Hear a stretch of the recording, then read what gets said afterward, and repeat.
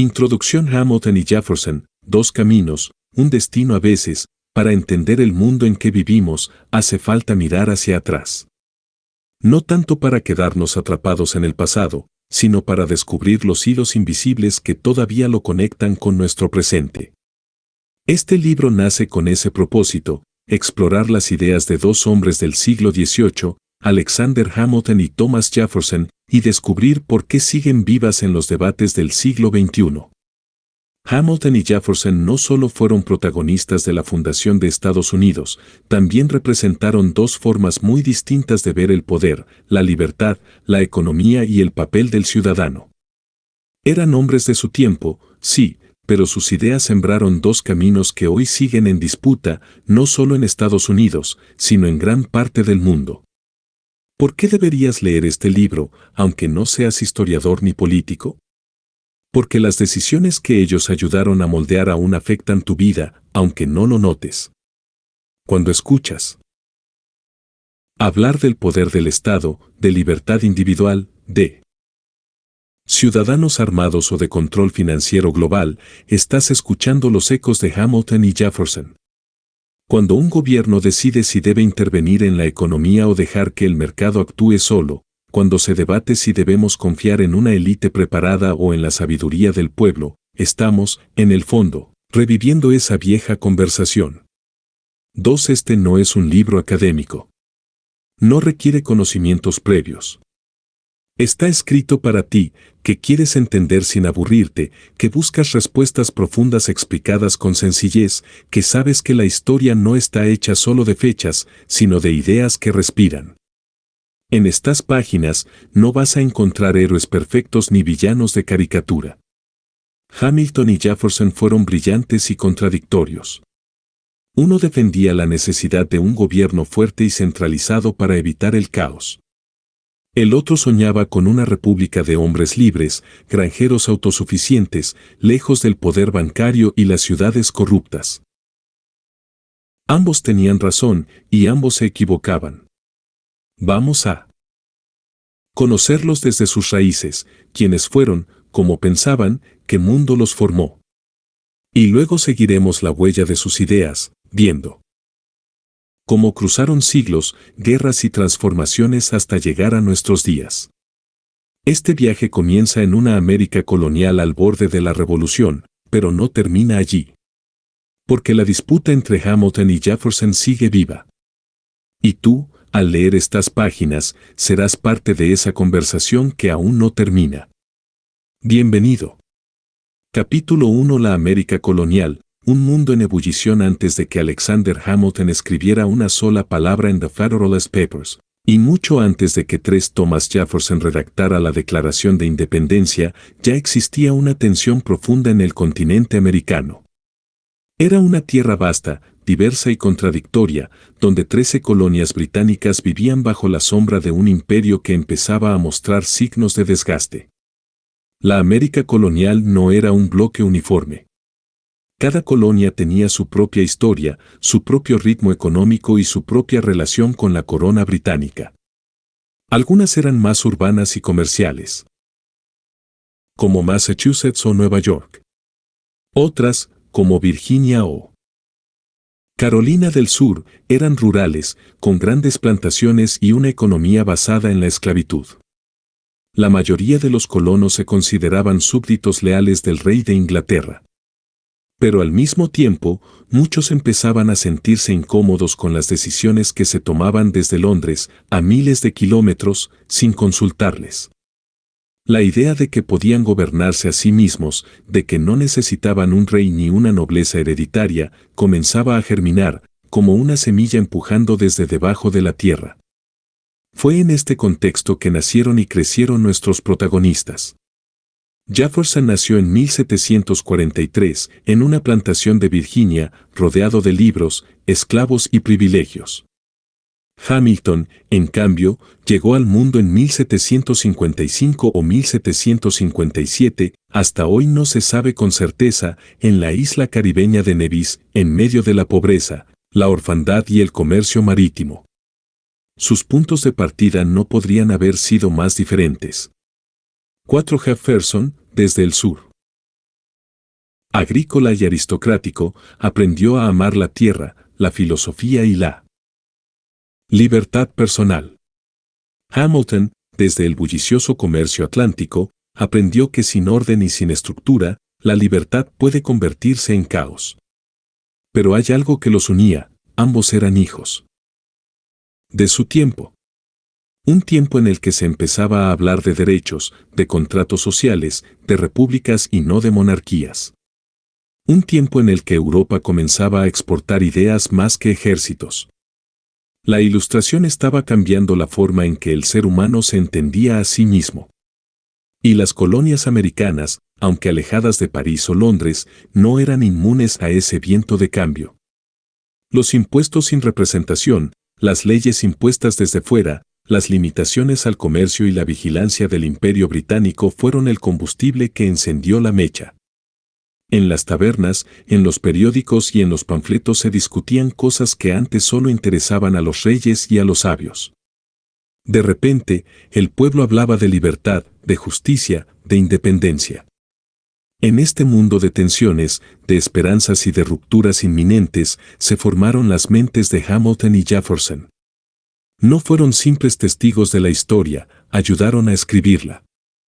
Pero para entenderlo, qué pensaban y por qué lo pensaban, primero hay que comprender el mundo que los rodeaba. La América colonial era un laboratorio. Allí se mezclaban ideas viejas y nuevas, esclavitud y libertad, riqueza y pobreza, tradición y rebeldía. En ese caldo de cinco cultivo, dos visiones opuestas del futuro comenzaron a tomar forma. Y es allí donde comienza nuestra historia. Capítulo 2. Jefferson, el filósofo del campo Thomas Jefferson nació en 1743 en Sackville, una plantación del estado de Virginia. Desde el principio, su vida estuvo marcada por el privilegio. Hijo de un terrateniente próspero y educado, creció entre libros, esclavos y las vastas extensiones verdes del sur estadounidense. Para Jefferson, la tierra no era solo riqueza, era símbolo de libertad, de independencia y de dignidad. Estudió Derecho, pero su verdadera pasión siempre fue el conocimiento en todas sus formas. Había en él una sed de saber que parecía inagotable: arquitectura, filosofía, botánica, música, astronomía. Todo lo atraía. Leía a los clásicos griegos y romanos, admiraba a Locke y a Montesquieu, y creía con firmeza en que el ser humano podía alcanzar su máximo potencial si era libre para pensar, trabajar y decidir. Pero esa visión romántica del hombre libre tenía un problema profundo: estaba construida, literalmente, sobre la esclavitud. Jefferson poseía cientos de esclavos. Y aunque escribió frases como "todos los hombres son creados iguales", nunca llegó a liberar a la mayoría de ellos. Su vida fue una contradicción constante entre el ideal ilustrado y la realidad sureña. 6. La República de los Granjeros. Para Jefferson, el modelo ideal de sociedad era la del pequeño agricultor independiente. El yeoman farmer, como se le decía entonces. Ese hombre que no dependía de nadie, que trabajaba su tierra, que criaba a su familia con valores firmes y que no necesitaba de gobiernos grandes, ni banqueros ni ejércitos permanentes. Según él, cuanto más simple era la estructura política, más cerca se estaba de la libertad. Desconfiaba de las ciudades grandes, del comercio internacional, de la banca y del poder concentrado. Veía todo eso como una amenaza a la virtud republicana. Jefferson creía en una república descentralizada, donde los estados tuvieran más poder que el gobierno federal.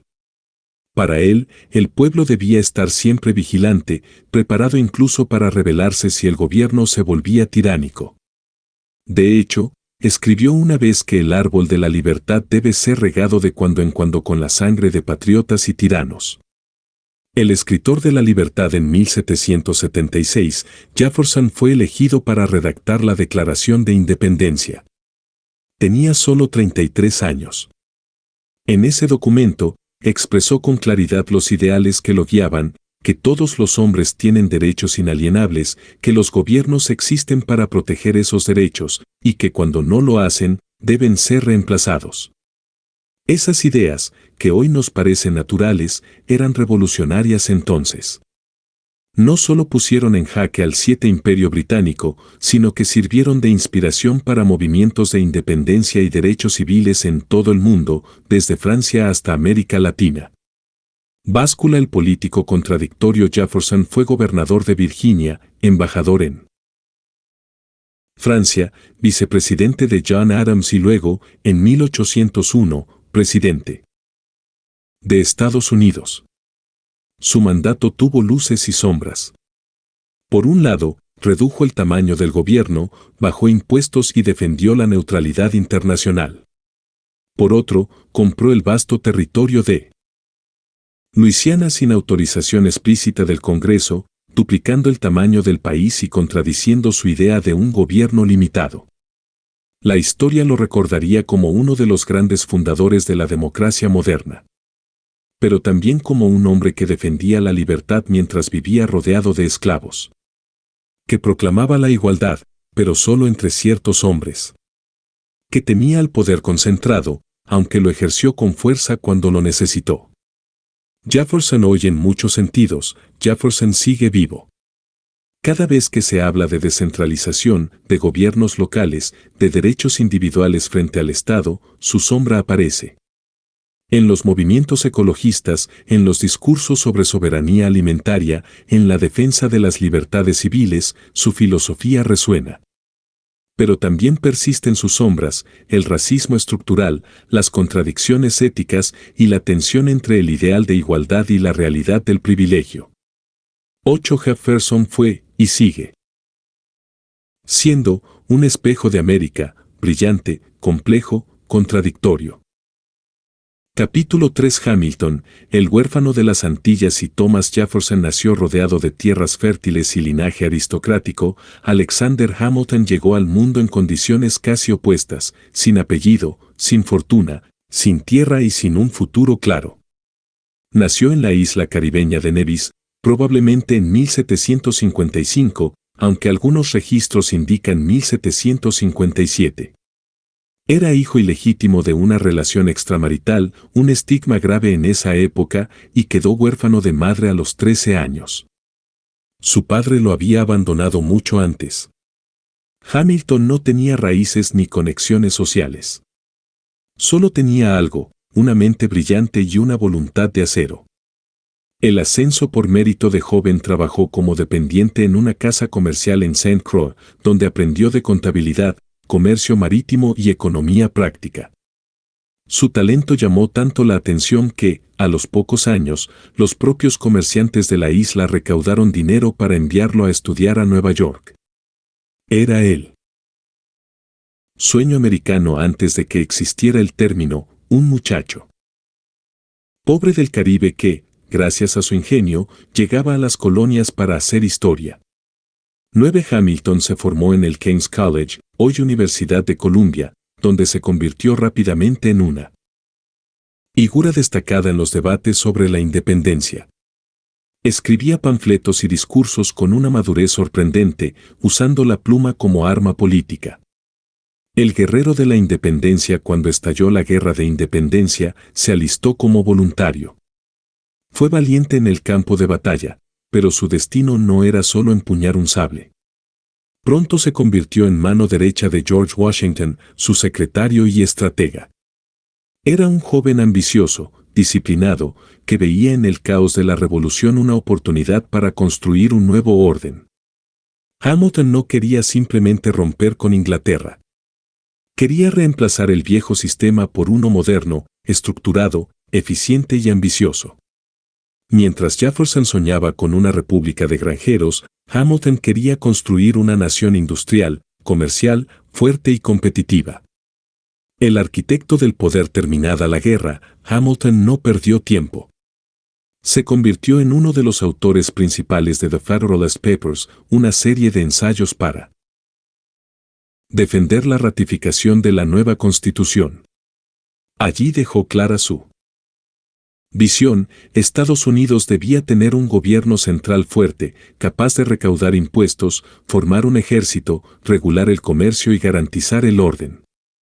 10 para Hamilton, el problema no era el poder. El problema era el abuso del poder sin control. Pero un gobierno débil era, a su juicio, una receta para el fracaso. Cuando Washington fue elegido presidente, Hamilton se convirtió en el primer secretario del Tesoro. Desde ese cargo diseñó las bases del sistema financiero del país, propuso la creación del Banco Nacional, la federalización de las deudas de guerra y la promoción de la industria. Era un plan audaz, moderno y profundamente controvertido. Jefferson lo veía como un intento de copiar a los banqueros ingleses. Hamilton, en cambio, lo veía como el único camino para que Estados Unidos fuera fuerte y respetado. El pragmático moral Hamilton no se dejaba llevar por el idealismo. Era práctico. Sabía que el poder era necesario y que los seres humanos no siempre actuaban guiados por la virtud. Por eso defendía un gobierno que pudiera resistir la presión de la multitud, mantener el orden y favorecer el progreso económico. Aunque se opuso personalmente a la esclavitud, nunca hizo de ese tema una bandera. Para él, la prioridad era consolidar el país y luego corregir sus defectos desde dentro. Creía en el mérito, en la educación, en el ascenso por talento. Veía con sospecha a la clase terrateniente hereditaria y también desconfiaba de la voluntad popular cuando se dejaba arrastrar por las pasiones. Hamilton hoy, el legado de Hamilton está presente en cada institución federal poderosa, el Departamento del Tesoro, el sistema bancario, Wall Street. También vive en cada política económica que apuesta por la inversión pública, la infraestructura, la innovación y la expansión comercial. En un mundo globalizado, interconectado y competitivo, Hamilton parece más vigente que nunca. Sin embargo, su visión también genera preguntas: ¿hasta dónde debe llegar el poder del Estado? ¿Cuánta concentración es saludable? ¿Quién controla al controlador? Hamilton no ofrecía respuestas fáciles. Ofrecía estructuras. Y sabía que, al final, todo proyecto político necesita algo más que ideales, necesita dirección, orden y acción concreta. Capítulo 4. ¿Qué es un gobierno legítimo?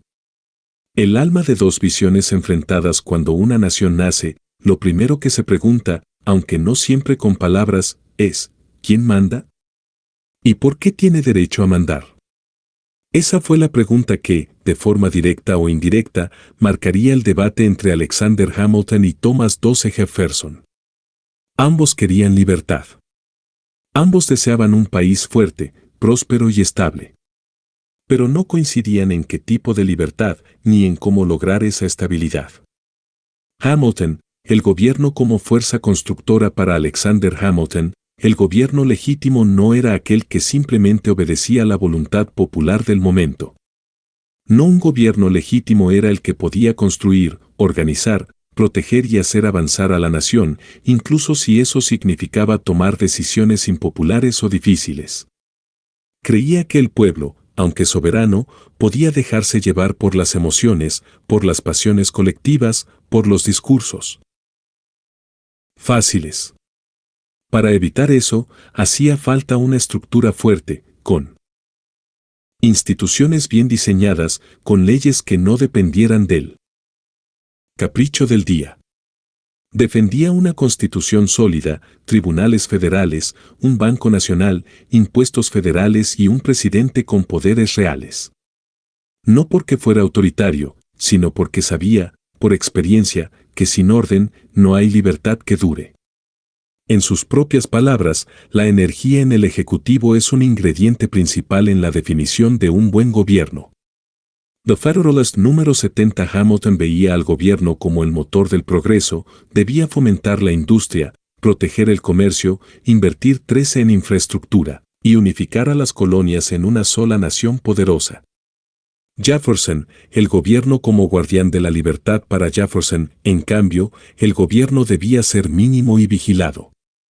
Mientras más poder concentraba el Estado, más cerca estaba de convertirse en tiranía. Para él, el gobierno no era el motor del progreso, sino un mal necesario, una herramienta que debía usarse con extremo cuidado. Soñaba con una república de ciudadanos libres, educados, trabajadores, que se autogobernaran desde lo local. En su visión, el poder debía estar lo más cerca posible del pueblo, en los estados, en las asambleas comunitarias, en la conciencia cívica. Desconfiaba de los banqueros, de las grandes ciudades, de los ejércitos permanentes y de todo lo que implicara centralización. En una carta célebre escribió: el mejor gobierno es el que menos gobierna. Jefferson defendía el derecho a la insurrección si el gobierno se volvía opresor. Y lo decía en serio. Creía que la vigilancia del pueblo sobre sus gobernantes era más importante que cualquier estructura. El choque inevitable. Ambos hombres tenían razones válidas. 14 Hamilton había visto de cerca el caos, el desgobierno, la fragilidad de una nación sin dirección. Jefferson, por su parte, conocía bien cómo el poder, incluso el más bien intencionado, podía corromperse y pisotear derechos. Por eso su debate sigue vigente. Cuando una sociedad exige orden frente al caos, está invocando a Hamilton. Cuando una sociedad exige libertad frente al control, está invocando a Jefferson. Ambos modelos existen en tensión constante. La historia de Estados Unidos, y de muchos países del mundo, es, en gran parte, la historia de ese equilibrio delicado entre el poder y la libertad. Porque al final, la gran pregunta sigue siendo la misma: ¿quién manda? ¿Y cómo evitamos que se olvide de para qué manda? Capítulo 5: El dinero y la nación, banqueros o labradores. La economía como visión del mundo. Si en el capítulo anterior vimos cómo Hamilton y Jefferson se enfrentaban sobre la naturaleza del poder político, en este veremos que sus diferencias económicas eran aún más profundas, y también más reveladoras. 15 Porque para entender cómo alguien ve el dinero, el trabajo, el comercio y la riqueza, es casi como mirar dentro de su alma. Y Hamilton y Jefferson tenían almas muy distintas. Jefferson, el ideal del labrador libre. Jefferson creía que la base moral, política y económica de una república fuerte era el pequeño agricultor independiente. Para él, el trabajo manual conectado con la tierra no solo producía alimentos, sino también virtudes, honestidad, sencillez, humildad y autosuficiencia. Detestaba la banca, la especulación financiera, el endeudamiento. Consideraba que las ciudades eran focos de corrupción moral y dependencia económica. Y estaba convencido de que un país que apostara por la industria terminaría perdiendo su alma. En una frase célebre, escribió: aquellos que trabajan la tierra son el pueblo escogido de Dios. No era un rechazo irracional al dinero, sino una defensa del carácter. Jefferson temía que si la economía se alejaba del campo, la república perdería sus raíces y su virtud ciudadana. Por eso, cuando Hamilton propuso un banco nacional y una política económica industrial, Jefferson reaccionó con alarma. Lo veía como el comienzo de una oligarquía financiera que reemplazaría al pueblo soberano.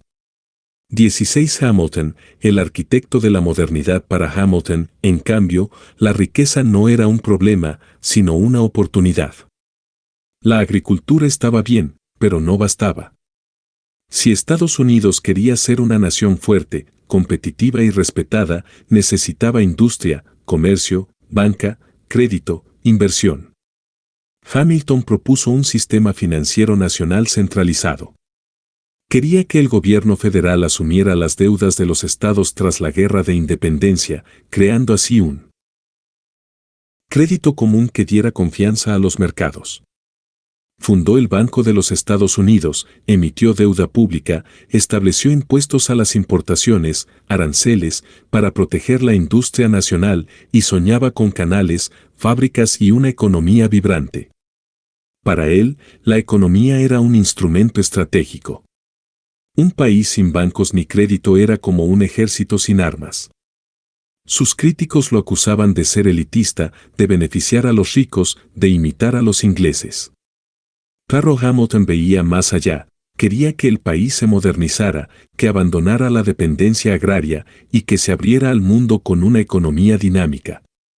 Una nación industrial y financieramente fuerte es una nación libre de la dependencia exterior. Espadas cruzadas, el choque de dos modelos. 17 Jefferson soñaba con una república de labradores libres. Hamilton, con una nación industrial poderosa. Uno temía que el dinero corrompiera la política. El otro sabía que sin dinero no hay política que sobreviva. Este conflicto marcó el nacimiento del sistema económico estadounidense. Y todavía hoy se refleja en debates tan actuales como: ¿debemos proteger la producción nacional o abrirnos al libre comercio? ¿Quién debe controlar el dinero, los gobiernos o los bancos? ¿Es mejor un Estado inversor o un Estado que solo vigila? Jefferson y Hamilton. Hoy, si alguna vez escuchas a un político hablar de volver al campo, respetar al trabajador rural, resistir la influencia de Wall Street, está hablando desde el corazón de Jefferson. Y si otro te dice que hay que atraer inversiones, proteger la industria nacional, crear infraestructura con 18F y financiamiento público, está hablando desde el espíritu de Hamilton. Ambos modelos tienen virtudes. Y ambos tienen peligros. Y quizás el gran reto de cualquier nación, incluso hoy, sea cómo combinarlos sin destruirse. Capítulo 6. El mundo exterior. ¿Con quién nos aliamos? La política internacional como espejo del alma nacional. Ninguna nación vive en una burbuja. Desde sus primeros días, Estados Unidos tuvo que preguntarse: ¿cómo debemos relacionarnos con el mundo? ¿Como una república neutral y virtuosa, que evita guerras y alianzas peligrosas? ¿O como una potencia emergente, que actúa con estrategia, alianzas firmes y pragmatismo? Una vez más, Jefferson y Hamilton ofrecieron respuestas opuestas. Jefferson, la república virtuosa y neutral. Para Thomas Jefferson, Estados Unidos debía mantenerse alejado de las potencias europeas, de sus guerras, sus alianzas imperiales y sus maquinaciones. Había que evitar caer en sus trampas: tratados desiguales, deudas, guerras interminables. La joven república necesitaba crecer desde dentro, sin involucrarse en conflictos ajenos. 19 Jefferson soñaba con una nación ejemplo, no con una nación dominante. Creía que el verdadero poder venía de la virtud interna, no de los cañones. Y que las ideas, como la libertad, la república, los derechos humanos, debían difundirse por inspiración, no por intervención. Paz, comercio y amistad con todas las naciones, alianzas comprometidas con ninguna. Thomas Jefferson, además, simpatizaba profundamente con la Revolución Francesa, a pesar de su violencia. Veía en ella una continuación natural del espíritu que había guiado la independencia estadounidense, el pueblo levantándose contra los reyes. Para él, la alianza natural de Estados Unidos era con los pueblos que luchaban por su libertad, no con las monarquías tradicionales. Hamilton, el realismo del poder y la estabilidad. Hamilton, en cambio, veía el mundo con ojos más fríos.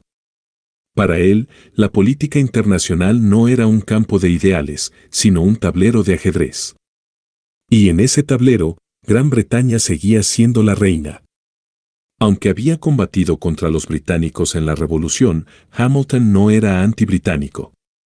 Admiraba su sistema financiero, su disciplina comercial, su solidez institucional. Y consideraba que una alianza estratégica con 20 Inglaterra podía ser más útil que una amistad emocional con Francia. Desconfiaba de la Revolución Francesa. La veía como una locura desbordada, una pasión sin freno que destruía más de lo que construía. El caos no era libertad. La política es una ciencia práctica. No se basa en sueños. Hamilton creía que Estados Unidos debía construir relaciones basadas en interés nacional, no en afinidades ideológicas. Si eso significaba firmar tratados con antiguos enemigos, se hacía. Si eso implicaba armarse para disuadir, también. Su visión era clara, la seguridad de la nación y su lugar en el mundo dependían de actuar con firmeza, previsión y orden. ¿Espadas cruzadas, neutralidad o influencia? Este enfrentamiento definió la política exterior de Estados Unidos en sus primeras décadas. Jefferson proponía una república aislada pero ejemplar, que no se contamina con los juegos del poder. Hamilton diseñaba una nación inserta en el mundo, que usa el poder para defender sus intereses. Ambas ideas seguirían marcando la historia futura. 21 En el siglo XX, Woodrow Wilson intentaría hacer del mundo un lugar seguro para la democracia, idealismo jeffersoniano. Pero también surgirían estrategias como la doctrina Monroe, la diplomacia del dólar o la Guerra Fría, realismo hamiltoniano. Jefferson y Hamilton hoy en cada debate actual sobre política internacional, ya sea sobre intervenir en un conflicto, firmar tratados comerciales, enviar tropas o promover democracia, se escucha el eco de estos dos fundadores. ¿Debemos exportar democracia?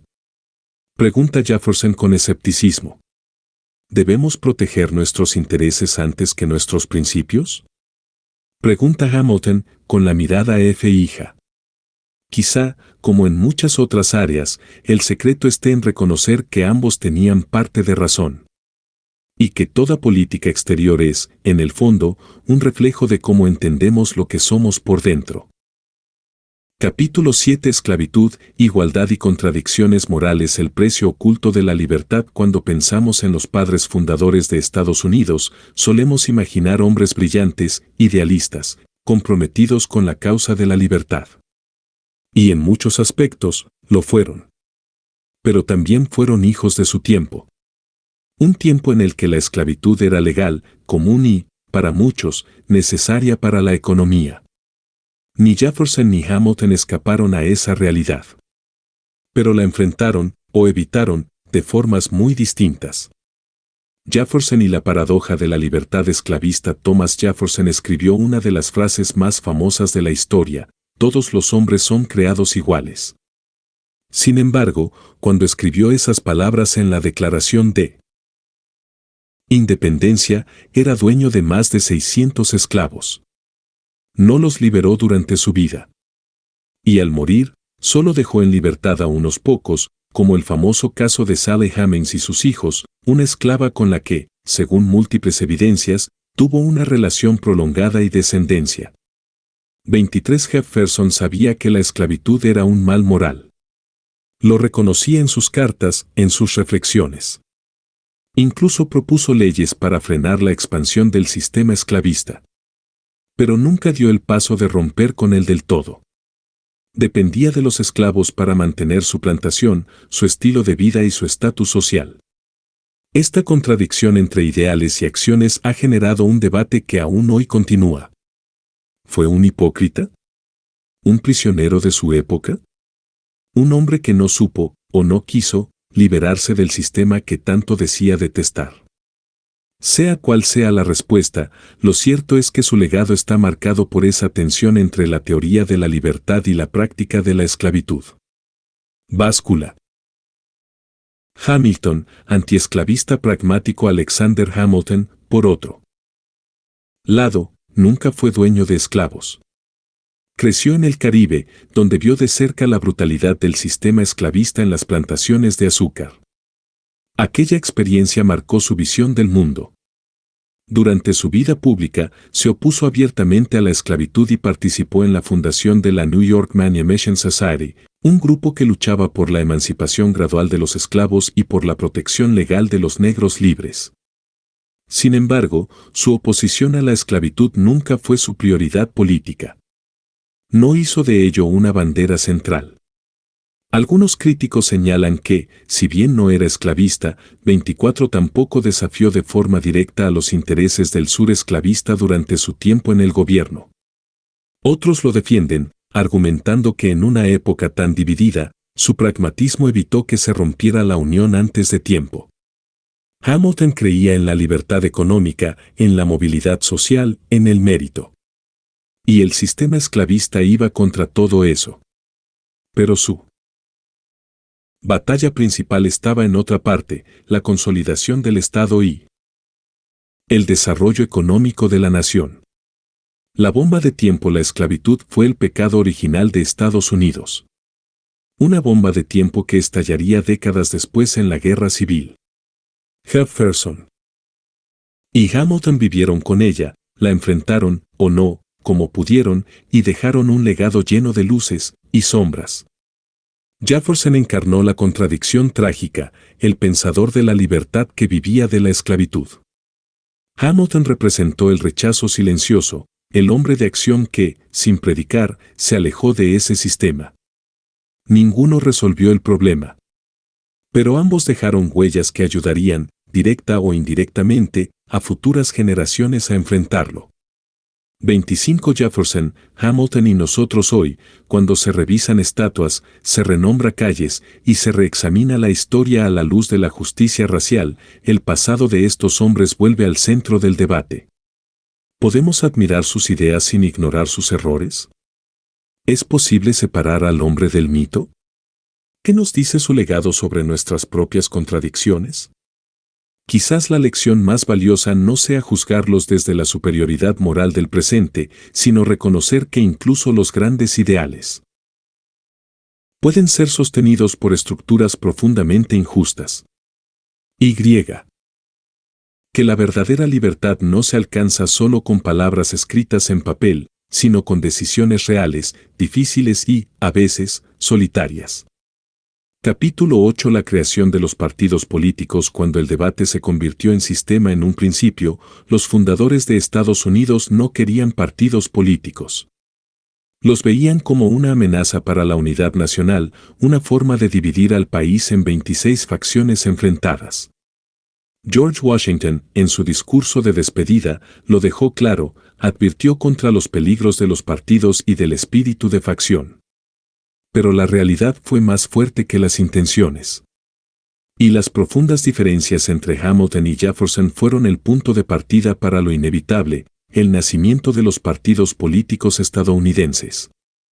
Federalistas vs republicanos. Hamilton, con su visión de un gobierno central fuerte, un banco nacional, una economía industrial y una política exterior pragmática, fue el líder natural de los federalistas.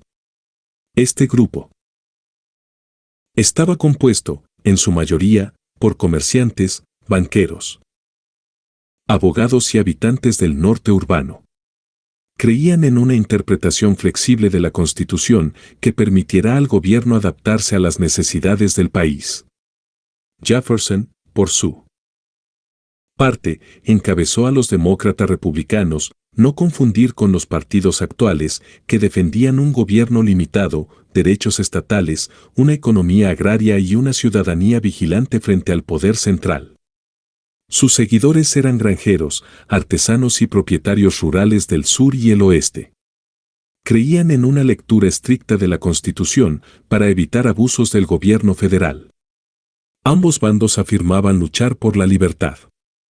Pero entendían libertades distintas, 27 para los federalistas, libertad para crear, construir, organizar.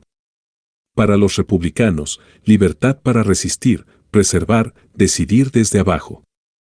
La batalla de los periódicos. La confrontación no fue solo filosófica.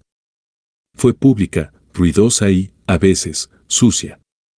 Ambos lados fundaron periódicos partidistas para promover su visión del país y atacar a sus rivales. Los insultos eran comunes, se acusaban mutuamente de traición, elitismo, populismo, corrupción e incluso de ser agentes extranjeros. Hamilton fue blanco de duras críticas por su cercanía con el poder financiero y su arrogancia política. Jefferson, en cambio, fue atacado por su apoyo a la Revolución Francesa, por su supuesta simpatía con el caos y por sus contradicciones con respecto a la esclavitud. Esta guerra de ideas pronto se transformó en una guerra de estructuras. De ideas a instituciones. Con el tiempo, los partidos se consolidaron como parte del sistema político estadounidense. En las elecciones 28 presidenciales de 1796 ya existían dos candidatos claramente identificados con cada visión, John Adams, federalista, y Thomas Jefferson, republicano. A partir de ahí, el país entendió que la competencia política, aunque incómoda, era necesaria para la democracia. Que los partidos, pese a sus excesos, podían canalizar las diferencias en lugar de disimularlas. Lo que comenzó como un choque de ideas entre dos hombres, terminó fundando una forma de gobernar. Jefferson y Hamilton, los padrinos del desacuerdo Jefferson. Representó la desconfianza en el poder y el valor de la descentralización. Hamilton representó la necesidad del poder y la fuerza de la organización. Ambos creían en la república. Pero uno quería protegerla desde abajo y el otro fortalecerla desde arriba. Y así nació el modelo de competencia de visiones que todavía hoy organiza la política no solo de Estados Unidos, sino de muchas democracias en el mundo. Y hoy, 29 aunque los nombres de los partidos han cambiado, hoy son republicanos y demócratas, muchas de las tensiones siguen vigentes, más gobierno o menos. ¿Poder federal o local? ¿Intervención económica o libre mercado? ¿Pragmatismo global o principios locales? Cada elección presidencial, cada debate sobre impuestos, salud, armas o educación, tiene un poco de Hamilton y un poco de Jefferson detrás. Quizás el mayor logro de ambos fue demostrar que una república no necesita unanimidad, sino reglas claras para convivir con el desacuerdo. Capítulo 9. El siglo XIX. ¿Quién ganó la batalla ideológica? El conflicto que cruzó generaciones ni Alexander Hamilton ni Thomas Jefferson vivieron para ver todo el siglo XIX. Pero sus ideas sí. Como semillas que germinan en tiempos distintos, sus visiones tomaron forma, se enfrentaron de nuevo, se mezclaron y terminaron marcando el rumbo de un país que crecía rápido y se acercaba peligrosamente al abismo. Este siglo fue testigo de tres procesos fundamentales. 1. La expansión territorial. 2. 3. El desarrollo económico, la guerra civil, y en cada uno de ellos, sus ideas siguieron en tensión. La expansión hacia el oeste. Jefferson triunfa en el mapa en términos territoriales. Jefferson fue el gran ganador.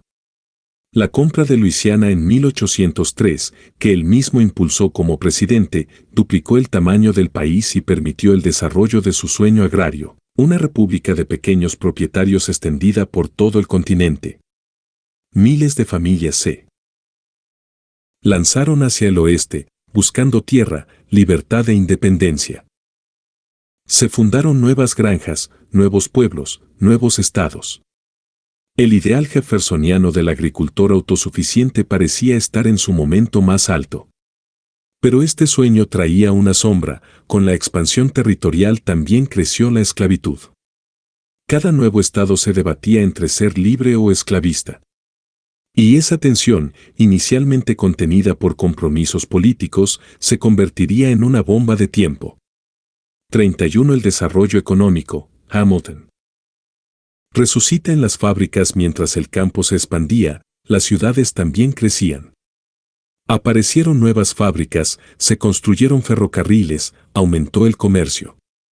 El norte industrial empezó a parecerse más al sueño de Hamilton que al de Jefferson. Incluso presidentes con inclinación jeffersoniana, como Andrew Jackson, tuvieron que recurrir al poder del gobierno federal para mantener el orden o estimular el desarrollo. Y a medida que avanzaba el siglo, quedó claro que una economía moderna no podía depender solo de la agricultura. Se necesitaban bancos, infraestructura, inversiones, todo lo que Hamilton había previsto. La contradicción era evidente, mientras el país se extendía con la idea de Jefferson, se industrializaba con las herramientas de Hamilton. Espadas cruzadas, la guerra civil, el choque final, el conflicto entre el norte industrial y el sur esclavista no era solo económico, era moral, social y profundamente ideológico. El sur, heredero del modelo agrario de Jefferson, se aferraba a una economía rural basada en la esclavitud. El norte, cada vez más hamiltoniano, apostaba por la industria, el capital y un gobierno federal fuerte. 32. Cuando estalló la Guerra Civil, 1861 a 1865, Estados Unidos se vio forzado a elegir entre dos modelos de país. ¿Una confederación débil de estados soberanos, modelo jeffersoniano del sur? ¿O una nación unificada bajo un gobierno central fuerte, modelo hamiltoniano del norte? La victoria del norte y del presidente Abraham Lincoln fue, en muchos sentidos, una reivindicación histórica de Hamilton. El poder del Estado se impuso. La esclavitud fue abolida. La unión prevaleció sobre la soberanía estatal. Pero no fue una derrota completa de Jefferson. Muchos de sus ideales, como la importancia de la educación, la participación ciudadana y la descentralización razonada, sobrevivieron. ¿Ganó uno o ganamos todos? La historia del siglo XIX muestra que ambas visiones eran necesarias. Sin el espíritu agrario de Jefferson, quizás Estados Unidos nunca habría desarrollado su profundo sentido de libertad individual. Sin la estructura estatal de Hamilton, quizás esa libertad no habría sobrevivido al caos y la división. 33. No se trata de declarar un vencedor absoluto. Se trata de reconocer que toda gran nación vive de equilibrios difíciles, de debates profundos, de tensiones necesarias. Capítulo 10. Siglo XX. Entre Roosevelt y Reagan, Hamilton y Jefferson reviven en nuevas máscaras. El siglo XX fue el siglo de la velocidad, guerras mundiales, crisis económicas, revolución tecnológica, expansión global. Estados Unidos pasó de ser una joven república a convertirse en una superpotencia planetaria. Pero a pesar de todos estos cambios, los grandes dilemas de la nación seguían en pie y tenían raíces en el viejo debate entre Hamilton y Jefferson. Franklin D. Roosevelt, el Hamilton social. Durante la Gran Depresión de los años 30, millones de estadounidenses quedaron sin trabajo, sin casas, sin esperanza. La economía colapsó y el Estado federal, hasta entonces limitado, tuvo que intervenir de manera masiva. El presidente Franklin D. Roosevelt, FDR, lanzó el New Deal, un conjunto de programas de empleo, subsidios, obras públicas, regulación financiera y seguridad social. Fue 34 la mayor expansión del poder del Estado en la historia del país hasta ese momento. Muchos vieron en él una resurrección del hamiltonianismo, pero con un enfoque social. El Estado como organizador de la economía, la banca bajo control federal, la planificación nacional al servicio del pueblo. Roosevelt no hablaba como Hamilton, pero actuaba con sus herramientas. La gran diferencia era que ahora ese poder estatal no solo beneficiaba a las élites, sino también a los trabajadores, a los pobres, a los ancianos. Ara Hamilton con rostro humano. Los ecos de Jefferson en los movimientos civiles. Mientras tanto, el espíritu de Jefferson revivía en otra parte, en la defensa de los derechos civiles, la libertad individual y la resistencia al poder abusivo. Desde Martin Luther King hasta los movimientos contraculturales de los años 60, muchos lucharon en nombre de una visión jeffersoniana. El derecho a disentir. 35. La igualdad ante la ley y la autodeterminación de las comunidades. Incluso el concepto de gobierno del pueblo, por el pueblo y para el pueblo, invocado por Lincoln, resonaba con fuerza en esa tradición republicana. Ronald Reagan, el Jefferson conservador. En los años 80, llegó Ronald Reagan, quien retomó muchas de las banderas de Jefferson, aunque reinterpretadas desde una perspectiva moderna y conservadora. Reagan predicaba la reducción del Estado, la libertad económica, el regreso a los valores tradicionales y la idea de que el gobierno no era la solución, sino el problema. El gobierno no es la solución a nuestro problema, el gobierno es el problema. Así como FDR había usado a Hamilton para rescatar al país de la crisis, Reagan usó a Jefferson para intentar devolverle autonomía al ciudadano frente al Estado. Era una batalla cíclica, expansión y contracción del poder, centralización y descentralización, acción estatal y libertad individual. 36. En la Guerra Fría y más allá. Durante la Guerra Fría, Estados Unidos se convirtió en líder global, con un aparato militar, diplomático y económico colosal. Esa estructura fue claramente hamiltoniana. Planificación, poder centralizado, alianzas estratégicas. Pero Nivel interno, cada generación oscilaba entre uno y otro modelo, Johnson y su gran sociedad más Estado, Hamilton, Nixon y su discurso del pueblo silencioso más orden, Hamilton, pero con retórica de Jefferson Carter y su búsqueda de moralidad en la política el Jefferson ético Reagan, Bush, Clinton, todos, de algún modo, hablaban desde esa tensión original. ¿El siglo de Hamilton o el de Jefferson? Podría decirse que el siglo XX fue dominantemente hamiltoniano en estructura, instituciones fuertes, poder federal, industria, defensa, pero jeffersoniano en espíritu, derechos civiles, libertad cultural, desconfianza hacia el poder.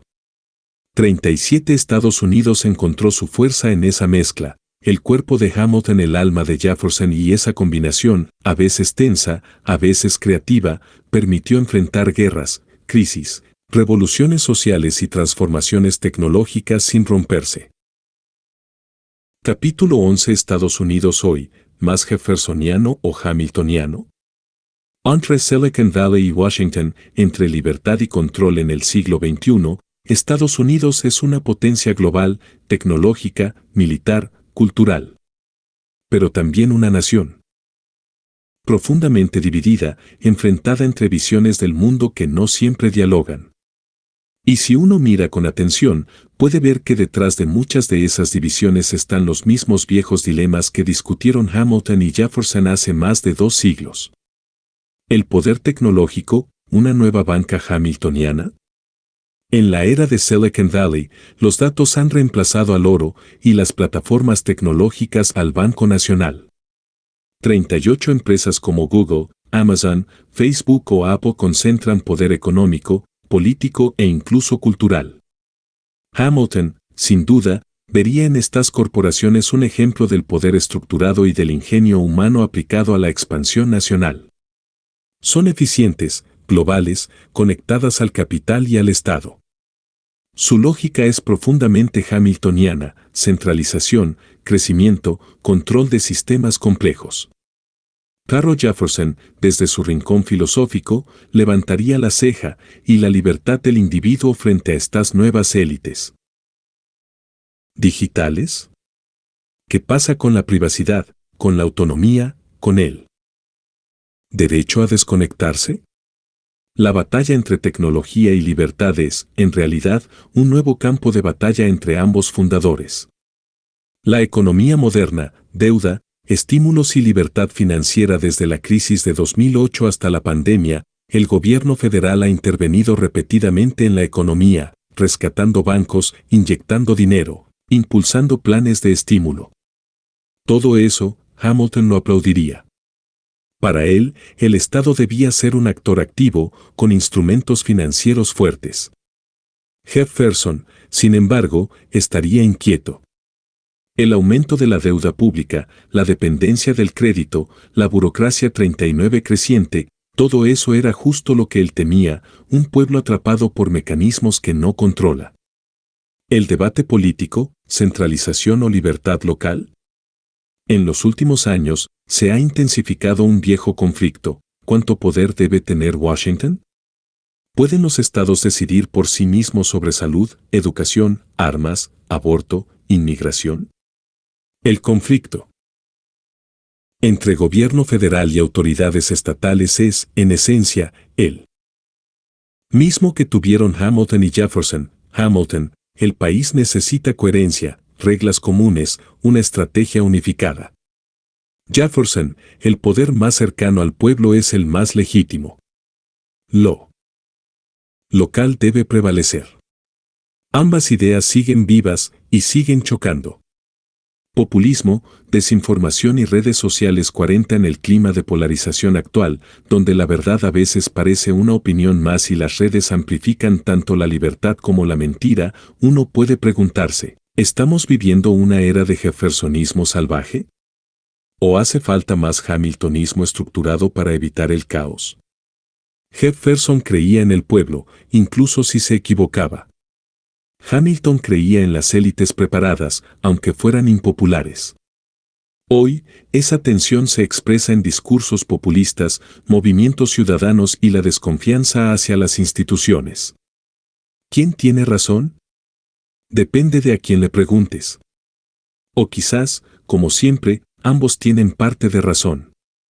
La política exterior contemporánea, el papel de Estados Unidos en el mundo sigue basculando entre dos polos, la misión idealista de exportar democracia, libertad y derechos humanos. Jefferson. La estrategia de interés nacional, alianzas calculadas. Y estabilidad global, Hamilton. 41 Desde Irak hasta Ucrania, desde la ONU hasta la OTAN, cada decisión de política exterior se mueve entre estos dos legados. ¿Más hamiltonianos o jeffersonianos? Podría decirse que vivimos en un mundo con estructura hamiltoniana y aspiraciones jeffersonianas. Queremos gobiernos que funcionen, que administren, que protejan, Hamilton. Pero también queremos libertad, participación directa, descentralización, voz propia, Jefferson. Ese tira y afloja define el presente. Y probablemente, también el futuro. Capítulo 12 América Latina y el mundo, dos modelos universales cuando los ideales fundacionales viajan y se transforman. Aunque Alexander Hamilton y Thomas Jefferson pensaron para una América naciente, sus ideas no se quedaron en las 13 colonias. Con el tiempo, sus modelos fueron exportados, adaptados, distorsionados y combatidos en múltiples rincones del planeta. 42 Desde los próceres latinoamericanos hasta los arquitectos de organismos internacionales, muchos líderes han defendido, consciente o inconscientemente, uno u otro paradigma. Porque, aunque sus nombres no siempre se mencionen, sus huellas están por todas partes. Jefferson en las revoluciones de independencia. Muchos de los líderes de la independencia en América Latina, como Simón Bolívar, José de San Martín o José Martí, admiraban los principios republicanos que Jefferson ayudó a definir, el derecho de los pueblos a autodeterminarse, la soberanía popular, el rechazo al poder monárquico heredado en sus escritos. En sus discursos y en sus constituciones se nota la inspiración jeffersoniana, la búsqueda de una república austera, con gobiernos cercanos al pueblo y defensores de la libertad. Sin embargo, la falta de estructuras sólidas, como las que defendía Hamilton, muchas veces condujo a repúblicas débiles, caudillismos y crisis cíclicas. 43 Jefferson sembró ideales nobles, pero sin el andamiaje hamiltoniano, esos ideales quedaron a menudo expuestos al colapso. Centralismo vs federalismo en América Latina. Uno de los grandes conflictos en América Latina ha sido la lucha entre el poder centralizado y los gobiernos regionales o locales. Este es un reflejo directo del antiguo dilema entre Hamilton, centralismo, y Jefferson, descentralización. Ejemplos: en México, las tensiones entre el gobierno federal y los estados han sido permanentes desde el siglo XIX. En Argentina, la rivalidad entre unitarios y federales marcó su historia durante décadas. En Colombia y Venezuela, la concentración del poder en la capital ha generado resistencias regionales y guerras internas. Cada país buscó su propio equilibrio, pero el dilema original sigue presente: ¿debemos apostar por un Estado fuerte que garantice el orden? 44, o por gobiernos locales que aseguren cercanía con el ciudadano. Hamilton en las instituciones económicas globales. Por otra parte, el pensamiento de Hamilton inspiró la creación de organismos financieros y de integración a nivel mundial, el Fondo Monetario Internacional, FMI, el Banco Mundial y los bancos centrales de muchos países. Replican el modelo de finanzas nacionales centralizadas y disciplina económica que Hamilton diseñó. Las políticas de ajuste estructural, reformas fiscales, manejo de deuda pública, emisión monetaria y banca regulada son parte de su herencia. Esto ha generado tanto admiración como críticas. Para algunos, estas estructuras trajeron orden y estabilidad. Para otros, implicaron dependencia, desigualdad y pérdida de soberanía. Una vez más, Hamilton organizó el sistema. Jefferson inspiró la resistencia. 45 ¿Y en los movimientos sociales? Muchos movimientos sociales en América Latina tienen un claro componente jeffersoniano. rechazo al centralismo autoritario, defensa de las comunidades indígenas, rurales, barriales, promoción de la autogestión, la descentralización y la democracia directa desde las asambleas comunitarias en Bolivia hasta los cabildos abiertos en Chile, pasando por cooperativas rurales y movimientos ecologistas. Hay una reivindicación clara del pueblo sabio que Jefferson defendía. Pero sin estructuras de largo plazo, muchos de estos movimientos enfrentan las mismas dificultades que Jefferson no pudo resolver. El conflicto global hoy, en resumen, el mundo moderno enfrenta un dilema que Hamilton y Jefferson ya conocían: queremos un sistema que funcione, aunque sea vertical y tecnocrático, Hamilton, 46, o un sistema que represente al pueblo, aunque sea lento y fragmentado, Jefferson. En muchos países, vemos que uno sin el otro no basta. Un Estado eficiente sin legitimidad puede derivar en autoritarismo. Un pueblo soberano sin instituciones puede caer en el caos. Mano escribiendo Jefferson y Hamilton como paradigmas globales, no se trata de imponer sus nombres ni de copiarlos. Se trata de entender que estos dos arquetipos están presentes en todos los debates sobre gobernabilidad, desarrollo, poder y libertad, desde Buenos Aires hasta Berlín, desde Bogotá hasta Bombay. Y entenderlos es entendernos mejor. Capítulo 13:47. ¿Qué significa hoy ser ciudadano? El legado personal de Jefferson y Hamilton, más allá de los discursos, las batallas políticas y los sistemas de gobierno, hay una pregunta que atraviesa toda esta historia: ¿qué significa ser ciudadano en una república? ¿Qué esperaban Hamilton y Jefferson de nosotros? ¿Qué tipo de seres humanos necesitaban para que sus visiones funcionaran? Porque al final, ni la República Agraria de Jefferson ni la nación moderna de Hamilton pueden sostenerse si el ciudadano no está presente, consciente y activo. Jefferson, el ciudadano como guardián de la libertad. Para Thomas Jefferson, el ciudadano debía ser educado, moral, autosuficiente y vigilante. Una persona capaz de pensar por sí misma, de participar en los asuntos públicos, de desconfiar del poder y de rebelarse si era necesario. Creía en el poder del pueblo, pero solo si ese pueblo estaba bien informado. Por eso defendía la educación pública, la prensa libre y la formación de carácter desde la juventud. En su visión, la democracia no era automática, había que cuidarla, practicarla, vivirla. 48. Una nación que espera ser ignorante y libre, espera lo que nunca fue ni será. Thomas Jefferson, el buen ciudadano, era el que entendía que la libertad no es un regalo, sino una responsabilidad constante. Hamilton, el ciudadano como constructor de progreso. Hamilton tenía una visión más estructurada. Para él, el buen ciudadano era el que trabajaba, innovaba, cumplía la ley, respetaba las instituciones y aportaba al desarrollo nacional. No se trataba tanto de discutirlo todo desde abajo, sino de tener un sistema sólido donde cada quien hiciera su parte. Creía en la movilidad social, en el mérito, en la posibilidad de que una persona humilde, como él mismo, llegara lejos si tenía talento y disciplina. Para Hamilton, el ciudadano ideal no era el que desafiaba al sistema, sino el que lo fortalecía desde dentro. La energía del gobierno depende de la energía de sus ciudadanos. Parafraseo de sus escritos: su apuesta era por un pueblo activo, pero encauzado. Libertad, sí. Pero con ley. Con orden. Con visión a largo plazo. 49. ¿Y nosotros? Hoy vivimos en un mundo hiperconectado, acelerado, saturado de información y ruido.